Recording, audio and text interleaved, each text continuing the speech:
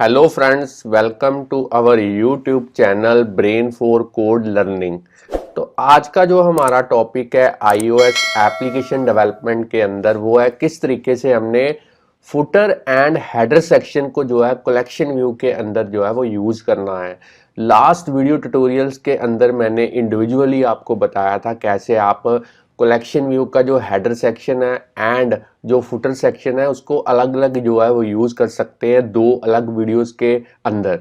तो इस वीडियो के अंदर मैंने दोनों कंसेप्ट को कंबाइन किया है क्योंकि मोस्टली हमें एप्लीकेशंस के अंदर जो रिक्वायरमेंट पड़ती है वो हेडर एंड फुटर दोनों की पड़ती है। इसलिए मैंने एक एग्जांपल आज की जो है वो आपको इसी के रिगार्डिंग टीच करवाने के लिए जो है वो क्रिएट की है। तो चलिए पहले मैं आपको जो एग्जाम्पल मैंने पहले से रेडी करके रखी हुई है उसकी वर्किंग में आपको बता देता हूं। फिर मैं आपको बताऊंगा कैसे आप बड़े ही इजी और सिंपल वे के साथ इस तरीके की जो एग्जाम्पल्स हैं वो अपने iOS डिवाइसेस के लिए एक्स कोड की हेल्प के साथ स्विफ्ट लैंग्वेज के साथ जो है वो डेवलप कर पाएंगे। तो चलिए यहाँ पे आप देख सकते हैं मैंने सबसे ऊपर ग्रीन कलर का एक आप देख सकते हैं लिखा हुआ है उसमें लेबल में नंबर्स 1 to 30। तो ये बेसिकली हेडर सेक्शन है जो कि कलेक्शन व्यू के अंदर इंप्लीमेंट किया गया है। और अब आप यहाँ पे सेल देख रहे हैं 1 से लेके मैंने 30 तक जो काउंटिंग है वो कलेक्शन व्यू के जो सेल्स हैं उनमें प्रिंट की हुई है।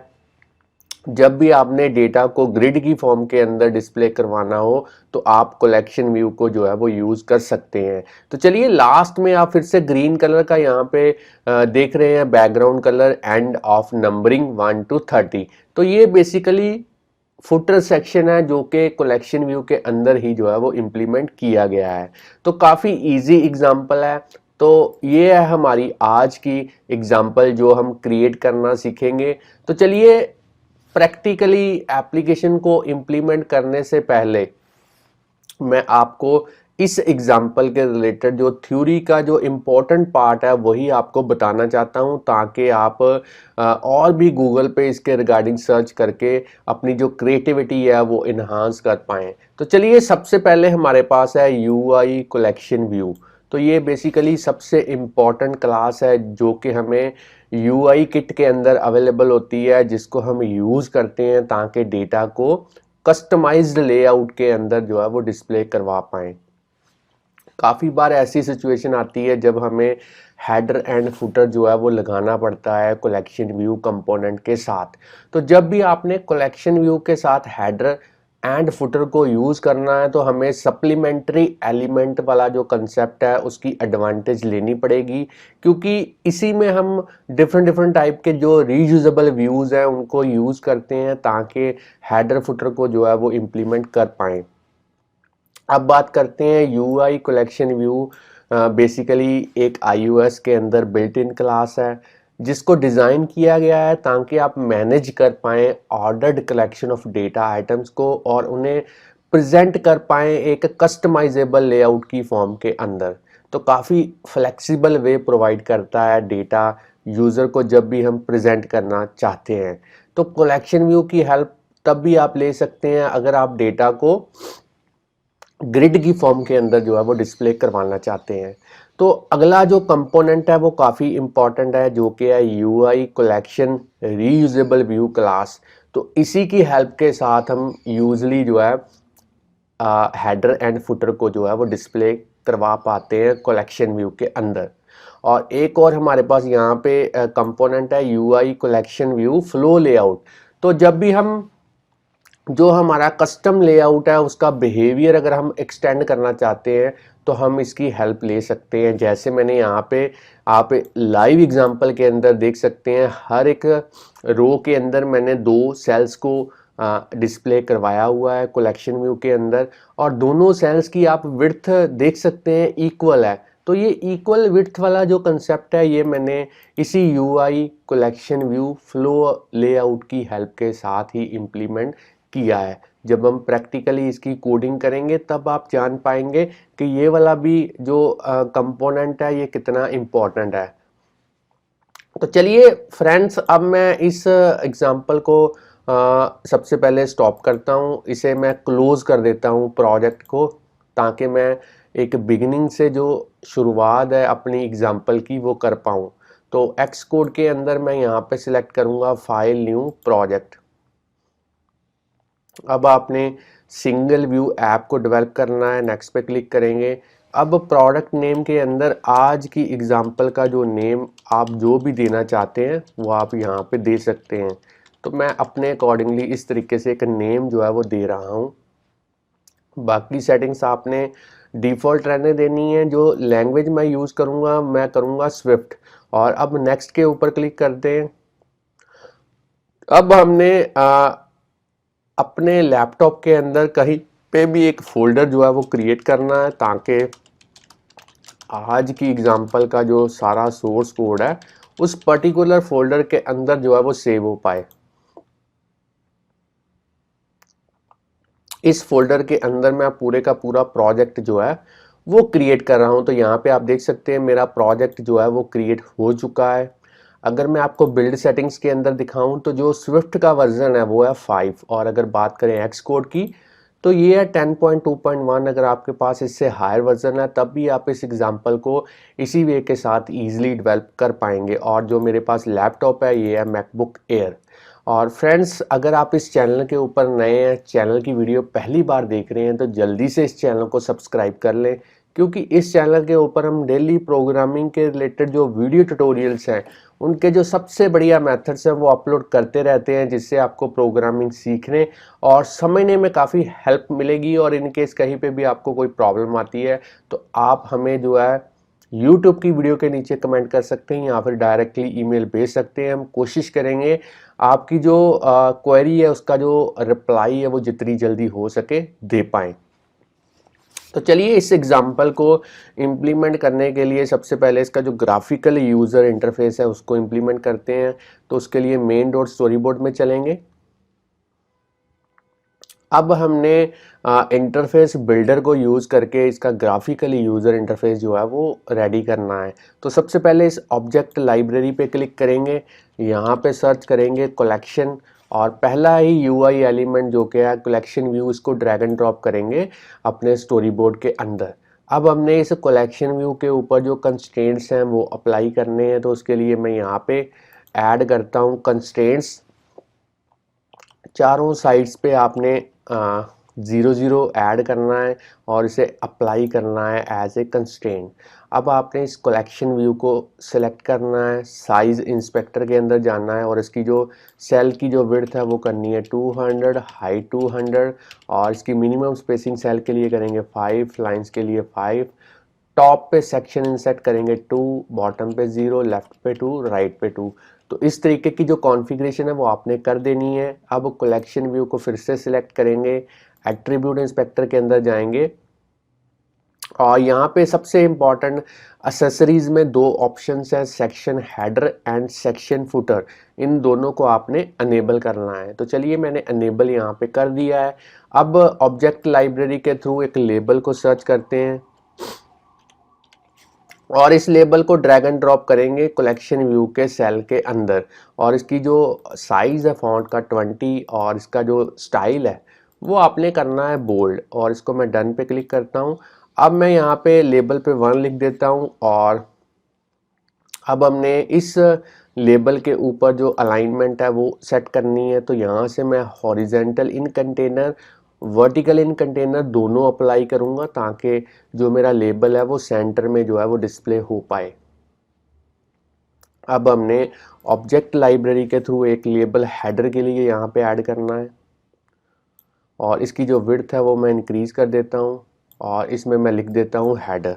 आप चाहें तो इसका फॉन्ट इंक्रीज डिक्रीज आप अपने अकॉर्डिंगली जो है वो कर सकते हैं।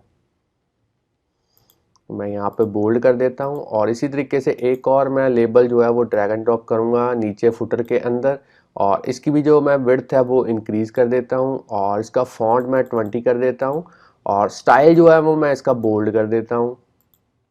अब मैं यहाँ पे लिख देता हूँ फुटर। आप चाहें तो इन दोनों का जो कलर है वो भी चेंज कर सकते हैं। तो चलिए इसे इसे इसे इसी वे के साथ रहने देते हैं। अब हमने इन तीनों लेबल्स के जो आईबी आउटलेट्स हैं वो क्रिएट करने हैं। आईबी आउटलेट क्रिएट करने के लिए हमें पहले कस्टम जो क्लासेस हैं वो क्रिएट करनी पड़ेंगी।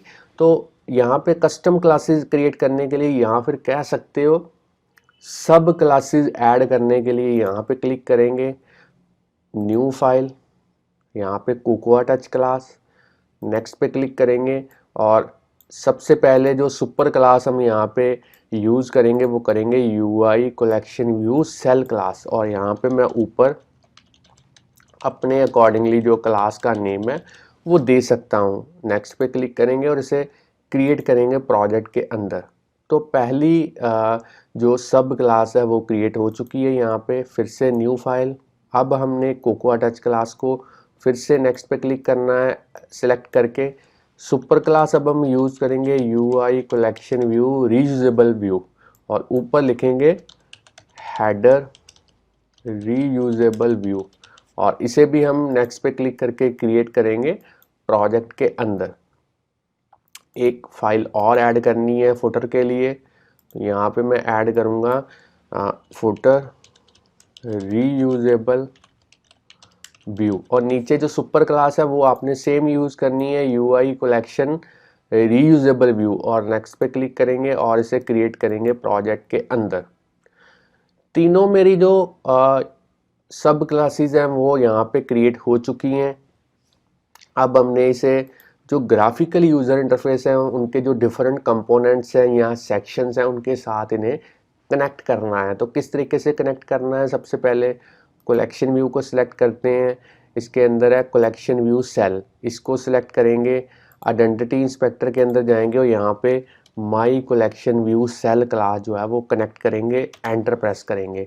और इसी तरीके से एट्रीब्यूट इंस्पेक्टर के अंदर जाने के बाद इसका जो आइडेंटिफायर का नेम है वो यहाँ पे लिखेंगे सेल। नेम आप कोई भी ले सकते हैं, बस आपको जब कोडिंग करनी पड़ेगी तब जहाँ पे भी आइडेंटिफायर का नेम रिक्वायर्ड होगा कोडिंग के अंदर वहाँ आपको सेम नेम लिखना होगा जो नेम आपने यहाँ पे यूज़ किया होगा। इसी तरीके से अब हेडर के लिए भी आइडेंटिटी इंस्पेक्टर के अंदर जाने के बाद क्लास हम लिखेंगे हेडर। तो यहाँ पे आप देख सकते हैं जैसे आप थोड़ा सा लिखने की कोशिश करते हैं एक्स कोड जो है वो ऑटोमेटिकली समझ जाता है कि कौन सी क्लास को यहाँ पे ऐड करवाना है। अगर वो क्लास बिल्कुल सही है आपके अकॉर्डिंगली तो एंटर प्रेस कीजिए। और इसी तरीके से आपने जो आइडेंटिफायर का नेम है हेडर के लिए वो लिखना है हेडर सेल। चलिए नीचे फुटर को भी सिलेक्ट करते हैं, आइडेंटिफायर में हम लिखेंगे फुटर सेल और जो आइडेंटिटी इंस्पेक्टर के अंदर क्लास है वहाँ पे हम फुटर रीयूजेबल व्यू को ऐड करेंगे एंटर प्रेस करके। चलिए काफ़ी कॉन्फ़िगरेशन हमने कर दी है। अब हम कलेक्शन व्यू का जो डेलीगेट एंड डेटा सोर्स है उसको सेट करेंगे व्यू कंट्रोलर के साथ। तो उसके लिए सबसे पहले कलेक्शन व्यू को सिलेक्ट करते हैं, कीबोर्ड पे कंट्रोल की को प्रेस करते हुए इसे ड्रैग एंड ड्रॉप करेंगे इस तरीके से डॉट के ऊपर और सबसे पहले डेटा सोर्स सेलेक्ट करना है, फिर से कंट्रोल की को प्रेस करते हुए ड्रैग एंड ड्रॉप और यहाँ पे delegate. Data source and delegate दोनों हमने सेट कर दिए हैं। अब हम तीनों लेबल्स के जो IP आउटलेट्स हैं वो क्रिएट करेंगे और कलेक्शन व्यू का भी जो IP आउटलेट है वो भी क्रिएट करेंगे। तो IP आउटलेट क्रिएट करने के लिए मैं अपना जो फेवरेट मेथड है वही यूज़ करूँगा जो कि असिस्टेंट एडिटर।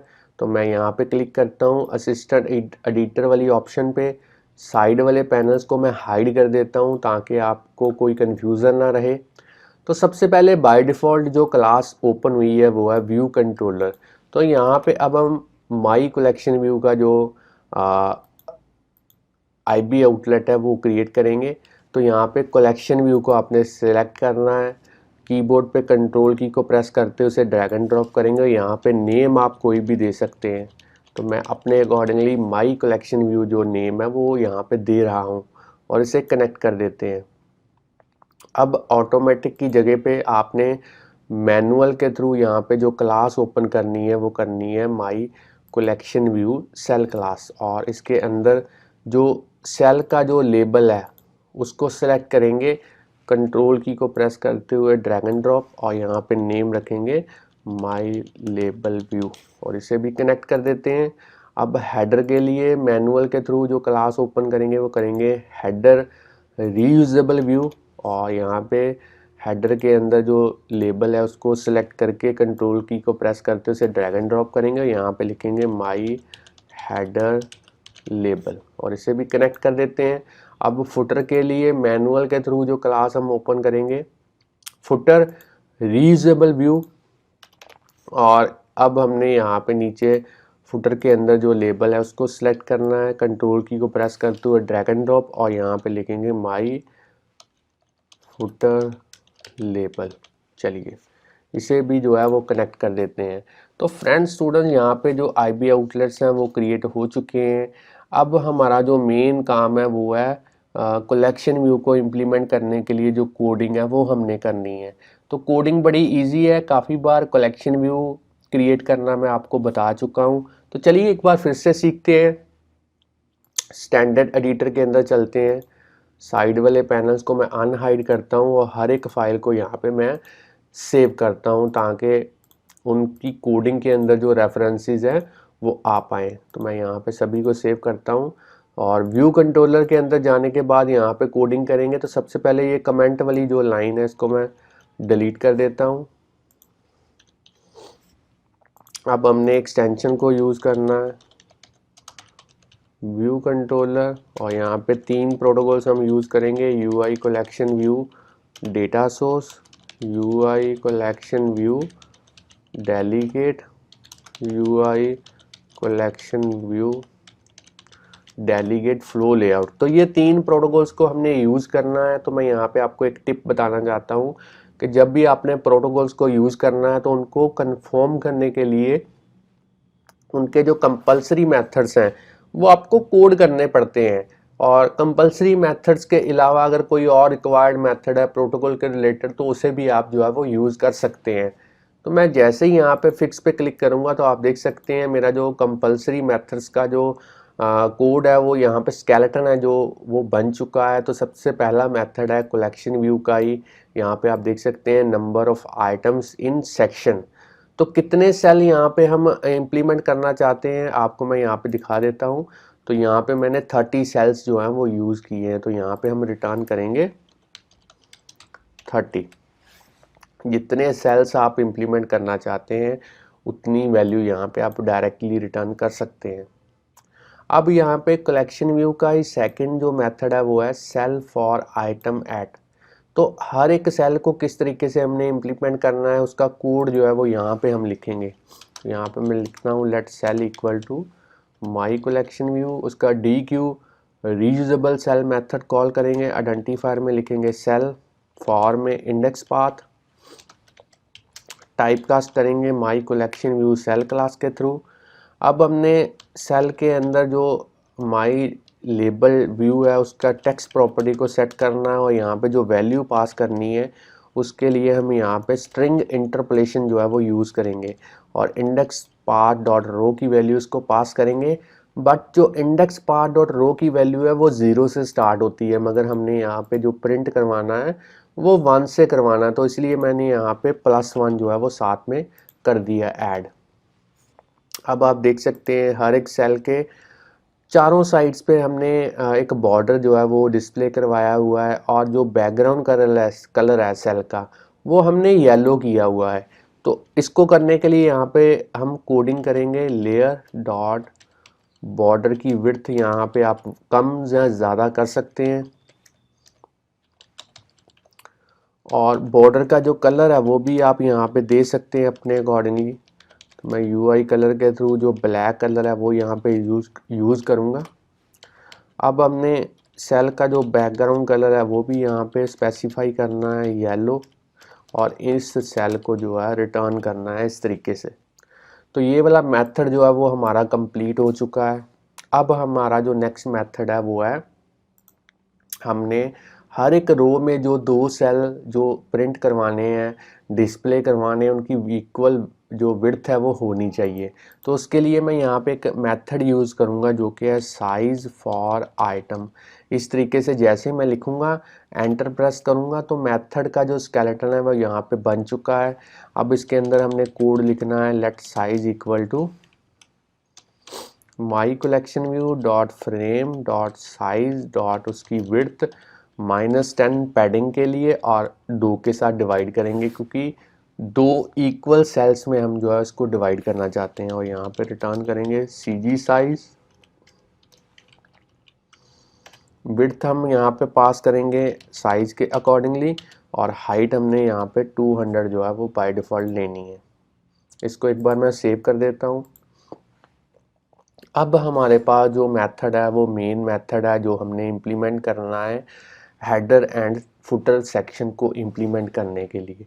तो यहाँ पे अब हम सप्लीमेंट्री व्यूज़ जो है वो यूज़ करेंगे। तो यहाँ पे मैं लिखूँगा व्यू फॉर सप्लीमेंट्री। जैसे लिखने की कोशिश करूँगा तो एक मेथड यहाँ पे सुजेस्ट कर दिया है एक्सकोड ने। हम एंटर प्रेस करेंगे और जो मेथड है उसका जो स्केलेटन है वो यहाँ पे बन चुका है। अब हम यहाँ पे स्विच स्टेटमेंट जो है वो यूज़ करेंगे। तो जैसे ही मैं स्विच लिखने की कोशिश करूँगा, मैंने यहाँ पे एंटर प्रेस करना है और वैल्यू के तौर पे हमने पास करना है काइंड वाला वेरिएबल। अब हमने जो पैटर्न है केस के लिए वो देना है UI collection view dot element, और यहाँ पे यूज़ करेंगे सेक्शन हेडर पहले, फिर हम सेक्शन फुटर को भी जो है वो यूज़ करेंगे। और इसके अंदर केस के अंदर जो कोडिंग हम लिखेंगे वो लिखेंगे if let header view equal to my collection view dot DQ। अब हमने सप्लीमेंट्री व्यू वाला जो रीयूजेबल जो मेथड है वो यूज़ करना है, और ऑफ काइंड में इसको काइंड पास करेंगे, और रीयूजेबल आइडेंटिफायर में इसको पास करेंगे हेडर सेल, और फॉर में इंडेक्स पाथ, और इसको टाइप कास्ट करेंगे हेडर रीयूजेबल व्यू क्लास के थ्रू। अब आप कहेंगे यहाँ पे हमने हेडर सेल कैसे यूज़ किया, तो मैंने आपको फिर से एक बार रिमाइंड करवा देता हूँ कि जो नेम आपने यहाँ पे हेडर रीयूजेबल व्यू के लिए आइडेंटिफायर का जो यहाँ पे यूज़ किया था, सेम नेम आपको कोडिंग के लिए यूज़ जो है वो करना पड़ेगा। और फुटर के लिए हमने यूज़ किया था यहाँ पे फुटर सेल, देख सकते हैं आप। चलिए वापस चलते हैं यहाँ पे, और अब मैं यहाँ पे इसका ब्लॉक शुरू करता हूँ इफ़ स्टेटमेंट का, और इसके अंदर लिखूँगा हेडर व्यू डॉट उसका जो माई हेडर लेबल है उसकी टेक्स्ट प्रॉपर्टी को सेट करेंगे, और हेडर में हम लिखेंगे नंबर्स 1 to 30, और हेडर का जो बैकग्राउंड कलर है वो आपने करना है यहाँ पे ग्रीन, और इसको आपने करना है यहाँ पे रिटर्न। चलिए एक केस हमारा जो है वो बन चुका है। अब हमने सेकंड केस जो है वो क्रिएट करना है। तो उसके लिए सिंपली यहाँ पे फिर से हम लिखेंगे case UI collection view dot, यहाँ पे लिखेंगे एलिमेंट। अब हम काइंड सेक्शन फुटर को यूज़ करेंगे, और यहाँ पे कॉलन, और अब हमने फिर से इफ़ स्टेटमेंट यूज़ करनी है इस बार फुटर व्यू, और माई कलेक्शन व्यू के थ्रू उसका DQ।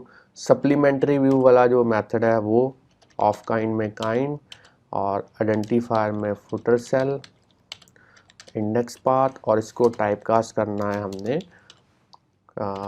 Footer reusable view class के थ्रू। अब हम इसका ब्लॉक शुरू करेंगे और इसके अंदर लिखेंगे फुटर व्यू डॉट माई फुटर लेबल, उसकी टेक्स्ट प्रॉपर्टी को सेट करेंगे, और डेटा यहाँ पे पास करेंगे end of numbering 1 to 30। Footer का जो बैकग्राउंड कलर है वो भी यहाँ पे आप सेट कर सकते हैं डॉट ग्रीन, और इसको रिटर्न करेंगे फुटर व्यू को।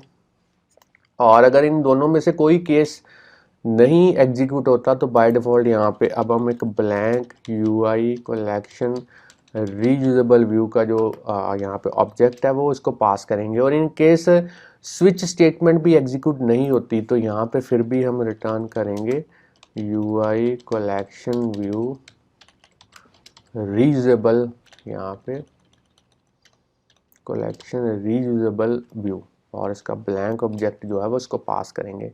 तो फ्रेंड्स ये भी जो कोड है सप्लीमेंट्री व्यू के लिए हेडर सेक्शन को एंड फुटर सेक्शन को इम्प्लीमेंट करने के लिए वो हमने इम्प्लीमेंट कर दिया है। आप चाहें तो वीडियो को यहाँ पे पॉज करके इसकी कोडिंग जो है वो नोट डाउन कर सकते हैं यहाँ पे।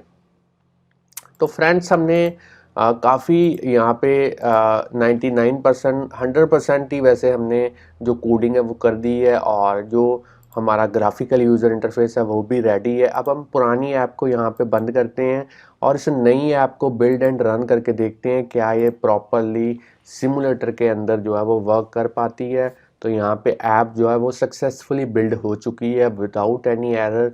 अब हम इसकी आउटपुट देखेंगे किस तरीके से जो है वो निकल के आती है। तो आप देख सकते हैं ग्रीन कलर में जो हेडर सेक्शन है वो प्रॉपरली इम्प्लीमेंट हो चुका है। ग्रिड भी हमारा प्रॉपरली यहाँ पे कलेक्शन व्यू की हेल्प के साथ बन चुका है 1 से लेके 30 तक। और जो लास्ट में फिर से ग्रीन कलर में आप फुटर सेक्शन देख रहे हैं वो भी प्रॉपरली डिस्प्ले हो चुका है।